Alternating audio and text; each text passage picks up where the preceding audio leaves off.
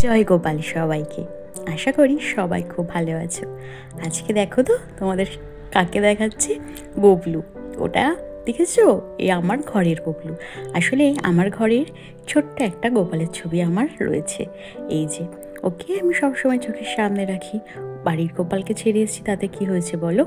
এখানে তো আমার একটা ছোট্ট গোপাল আছে। খুব মন খারাপ করলে ওকে দেখি, ওর সাথে গল্প করি। সবাই তো সমান। এই যে দেখো গোপাল আমাদের মিষ্টি, আর এখানে আমি ওকে একটা ছোট্ট টেডি দিয়ে বসিয়ে রেখেছি যে তুমি এটা নিয়ে খেলাধুলা করো। আর তারপর আমি পুজো দিতে চলে এসেছি। এই যে আগে পুজোর সব জোগাড় যন্ত্র করে নিতে হবে।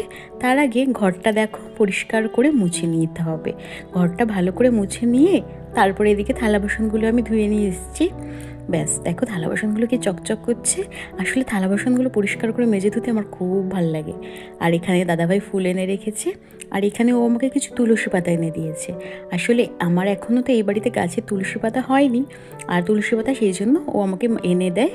তো ওগুলোকে রেখে দিই, প্রত্যেক দিন একটু একটু করে দিই। আর এটা দেখো মানি প্ল্যান্ট। আসলে আমি খুব গাছ ভালোবাসি বলে আমাদের বিবাহর 1 মাস পূরণ হওয়ার দিনটাতে ও আমাকে এটা গিফট করেছে, মানি প্ল্যান্ট। যে তুমি তো গাছ ভালোবাসো, তাই তোমার জন্য এই 1 মাস পূরণের গিফট। বেশ ভালো লেগেছে আমার। আর তাই সবার প্রথমেই আমি কী করলাম, ঠাকুরের স্নান করার জন্য জল নিয়ে নেবো। তার আগে এই বেদিটা মুছে নিচ্ছি। আসলে মানি প্ল্যান্টটা বা যে কোনো প্ল্যান্ট আমার কাছে সব গাছই খুব ভালোবাসার, আর এই কারণে আমার গিফটটা খুব ভালো লেগেছে। সত্যিই গাছের ফুল দেওয়ার থেকে আমার মনে হয় গাছ দেওয়া ভালো, তাই নয় কি? ফুল তো কয়দিন পরে শুকিয়েই যাবে, কিন্তু গাছ দিলে সে নতুন নতুন ফুলও দেবে আর বহুদিন তোমার সাথে থাকবে। দেখো ঘরটা পরিষ্কার হয়ে গিয়েছে, কিন্তু মেঝের মধ্যে কিছু কিছু এই যে দেখো মোমবাতির ওই ফোঁটা ফোঁটাগুলো পড়ে না, মোমগুলো, সেগুলো রয়েছে। আর ওগুলোতে না খুব ময়লা ধরে, কালো কালো হয়ে বেশ চোখে লাগে। তাই জন্য ভাবলাম আগে এগুলোকে ভালো করে ঘষে ঘষে তুলে দিই। আর এগুলো বেশি কোনো কিছু না, ওই ছুরির আগাটা দিয়ে একটু ঘষলেই দেখো কত সুন্দর উঠে যাচ্ছে। আর এই ঘষে ঘষে এগুলোকে একটু পরিষ্কার করে নিচ্ছি, তাই জন্য বেশ চোখে পড়ে আমার। সাদা জিনিসের উপর যখন কোনো কালো ছোটো ছোটো স্পট থাকে না, চোখে পড়ে। এইদিকে দেখো কত মোম বেরিয়েছে। এবার এগুলোকে আরেকবার একটু মুছে নিই। ব্যাস এই জায়গাটা পুরো পরিষ্কার হয়ে গেছে, কি ভালো লাগছে দেখো। আসলে চোখের মধ্যে সব থেকে বেশি আমার ওই জায়গাটাই যায় যে জায়গাটাতে ময়লা থাকে, তাই সবসময় চেষ্টা করি একটু পরিষ্কার পরিচ্ছন্ন করে নেওয়ার। ব্যাস পরিষ্কার হয়ে গেছে ঠাকুর ঘরটা। এবার সবার আগে আমি সব ঠাকুরকে মুছে নিচ্ছি। মুছে নেওয়া মানে ওই স্নান করানোটাই, ওটাকেই তো আমরা বলি না, কারণ আমরা তো আর ঠাকুরকে রীতিমতো ভালোভাবে স্নান করাতে পারি না। যেটা ঠাকুরের বিগ্রহ থাকে তাদেরকে স্নান করানো যায়, কিন্তু ছবিগুলোকে তো মুছেই নিতে হয়। এই যে সমস্ত ঠাকুরকে স্নান করানো হয়ে গেছে। এইবার আমি বাবা মহাদেবকেও একটু জল দিয়ে দিলাম। আর এই যে তারপরে সব থালা গ্লাস দিয়ে দেবো। আমার এই বাড়িতে অনেক ঠাকুর, তাই এই ঠাকুরের থালা বাসন ধুতে আমার বেশ অনেক সময় লাগে। তাই একটুখানি আগের থেকেই পুজো দেওয়া শুরু করে দিই, যাতে আমি জানি হাতে আমার 1 থেকে 1.5 ঘন্টা টাইম নিয়ে নামতে হবে। কারণ সমস্ত থালা বাসন পরিষ্কার করে মেজে ঘষে উঠতেই প্রায় আধ ঘন্টা লেগে যায়, আর তারপরে পুজো দিতে এগুলো জোগাড় যন্ত্র করতেই তো অনেকটা সময়। আর পুজো কাজটা এমন একটা না জিনিস, যেটা আমি চাই সব থেকে সুন্দর করে দিতে। আমার হাজার কাজ থাকুক, তার মধ্যে পুজোটা যেন আমি সব থেকে বেশি সময় দিয়ে নিষ্পুণভাবে ভালোভাবে করতে চাই। এই জন্য আর মনে শান্তিও লাগে, বেশ ভালো লাগে ঠাকুর ঘরটা ভরা ভরা লাগলে। বলো, যখন ঠাকুর ঘরটা ভরা থাকে, সমস্ত ঠাকুর ঘরে বাতি জ্বালিয়ে দিই, তখন যেন একটা আলাদা সৌন্দর্য লাগে। এই কারণে আমি সব সময় ধূপ দিয়ে পুজোটা দিই। ধূপের গন্ধটা আমার খুব ভাল লাগে। আমাদের বাড়িতে সবসময় ধূপটা খুব ব্যবহার হয়, সন্ধ্যেবেলাও ধূপ দিয়ে আর সারা ঘরে সন্ধ্যা দেওয়া হয়। এই কারণেই দেখো তোমাদের সাথে কথা বলতে বলতে আমি সব কাজ করে নিলাম প্রায়। এবার সব ঠাকুরকে চন্দনের ফোঁটা লাগিয়ে দিচ্ছি।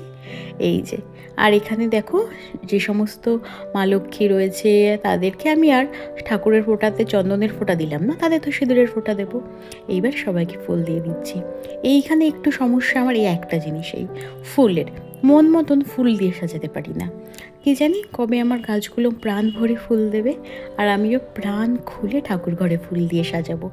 বলো তো পুরো ঠাকুর ঘরটা ফুল দিয়ে সাজালে কতটা সুন্দর লাগবে। সত্যি ফুল সব থেকে সুন্দর জিনিস, যেখানেই দাও সেই জায়গাটা পবিত্র হয়ে যায় আর সুন্দরও হয়ে যায়। এবার সব থালা গ্লাসে একটু করে ফুল দিয়ে দিচ্ছি, আর ফুল টুল দিয়ে কমপ্লিট হয়ে গেছে প্রায়। এইবার আমি সব প্রদীপ ধরিয়ে নিচ্ছি। এই যে দুই কোনায় দুটো প্রদীপ থাকে, আর মাঝখানে একটা, আর দুদিকে দুটো ধূপ। আর হাতে করে আমি সবসময় ধুনোচিটাতে আরতি করি। এই যে ধুনোচিটা ধরিয়ে নিয়েছি, কি সুন্দর লাগছে না? দেখো ধোয়াটা কি ভালো লাগে আমার, তোমাদেরকে কি বলবো। আর এই ধুনোর গন্ধে সারা ঘর মোমো করে, এটা সব থেকে বেশি সুন্দর। আর তারপরে আমি আরতিটা করে নিচ্ছি। এই যে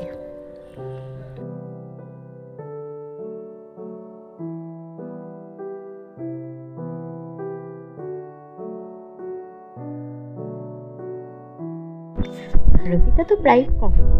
আমাদের এই বাড়িতে জানো তো লক্ষ্মীর আলাদা জলসংখ্য আছে, মানে এই জলসংখ্যের জল ওই বৃহস্পতিবারই চেঞ্জ করা হয়, আর ধরা হয় না।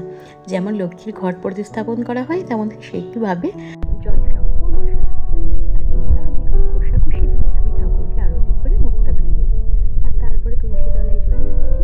তুলসী তলাটাকে খুব ভালো করে পরিষ্কার করে মুছে নিচ্ছি।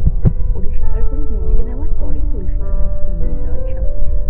আর এই তুলসী তলার পাশেই আমাদের ঠাকুরের কল, এখানে সব ধোয়াধুয়ি হয় ঠাকুরের, তাই জন্য বেশ সুবিধা হয়, জলের অসুবিধা নেই তুলসী তলা পরিষ্কার করার সময়। ভালো করে তুলসী তলাটা পরিষ্কার করে নিয়েছি। এবার জল দিয়ে দিলাম, তুলসী তলায় জল ফুল ধূপ দিয়ে দিলাম। আজকের মতন এই পর্যন্ত, আবার আসবো খুব শিগগিরই নতুন একটা ভ্লগ নিয়ে। ততক্ষণের জন্য সবাই খুব ভালো থেকো। জয় গোপাল।